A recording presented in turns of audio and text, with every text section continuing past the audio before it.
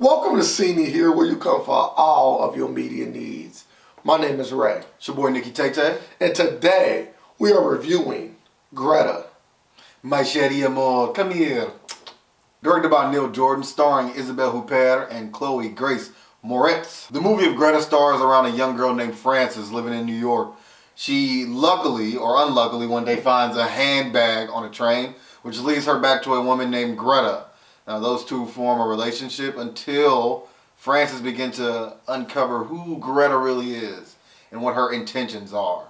Greta, I would say, is an okay movie. Nice little thriller, nice little dash. It's a change of pace.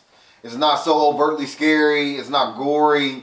It's something that's grounded in a little bit of reality, right? You could have a random encounter with anybody and that person be as nice as can be or absolutely batshit crazy. And Greta definitely shows you, yes, the worst of those scenarios. And this movie kind of reminds me of the Netflix series You, right? Not as good. Not as good. No. Not as good. But it does play in that realm, right? It plays in the realm of someone getting too attached to somebody to the point to where they're doing harm to them and to themselves. Are you out of your mind? Look at her! She's full of greeting! She's gone, Frances! And I think Greta did a good job at building on that, right? It did a good job of never knowing what's going to happen next, never know how far Greta's going to actually go to really get Frankie to do what she wants her to do. Because Greta, at the end of the day, just wants to be loved. She doesn't want to be alone, right?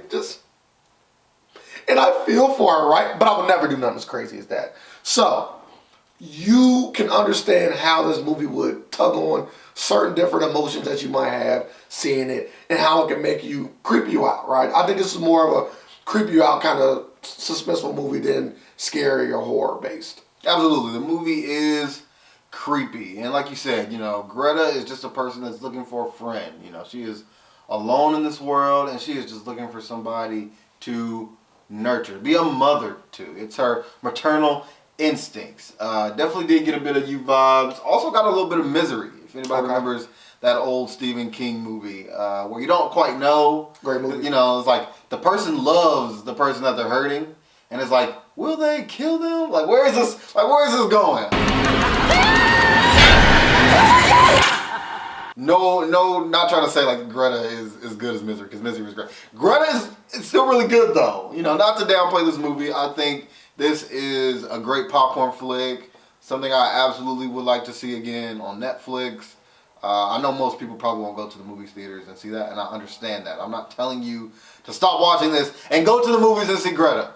But definitely, if you have a chance to see it for free, this is worth watching. Yes, and the acting in this movie was done well. I think everybody played their part well. I can commend them for that. The story was good as well.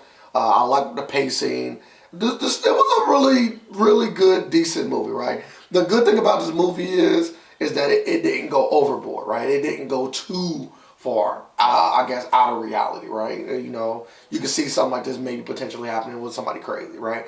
But the one thing that this movie doesn't do well is it doesn't blow you away or nothing, right? It was just a solid movie from start to finish. It didn't make you feel away when you got done watching it. And that's probably the biggest knock to this movie, is maybe they didn't take enough chances, or maybe they didn't do enough to blow me away, right? They kind of steered the line and they just stayed on the course. And when you stay on the course, you would never get a great movie, but you also never get a bad movie as well. In closing, as my co-host here said, the Greta film did not take big risks. And therefore, I can't give it a big number.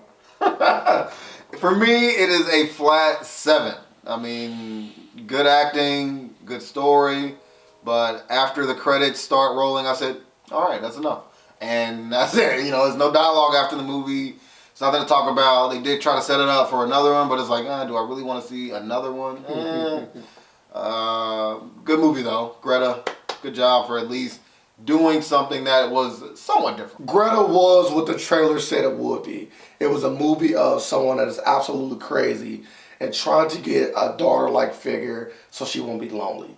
And that is all it was. Nothing more, nothing less. So I will have to give this movie a 6.8. I did enjoy it. I think people should watch it. But like Nikki Tic said earlier, you don't have to rush out and go see it.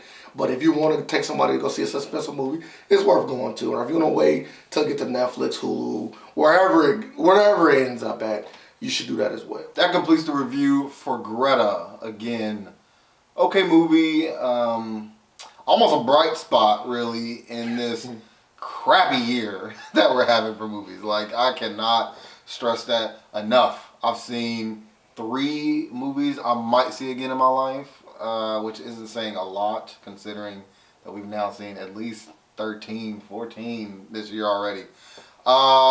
Make sure you like, comment, and subscribe. Let us know how you feel about the movie Greta.